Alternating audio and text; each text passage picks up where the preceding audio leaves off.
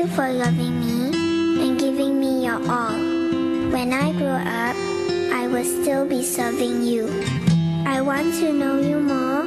I want to love you more. I'll never forget you, Lord. In Jesus' name, amen.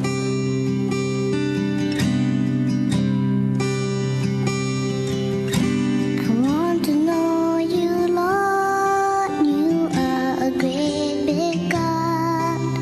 I'm young and do not know a lot. Come and be my own. I want to love you more, giving you my life and all. You died for me, you sacrificed. I won't forget you, Lord. I love you, Jesus.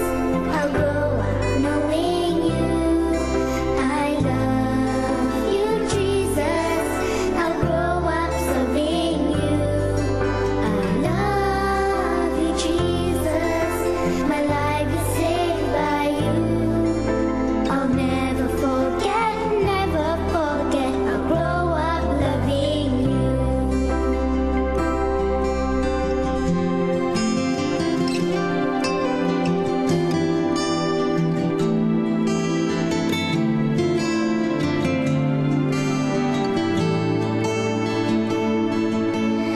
Love you, Jesus. I'll grow up knowing you.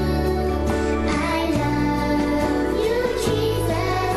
I'll grow up serving you. Nung panahon ni King Josiah ay dahil siya ay naging tapat, siya ay naging masunurin, at patatlo ay siya ay naging sabay-sabay, siya ay naging matapang. Kaya ang nangyari sa nation ng Israel, sila ay bumalik kanino?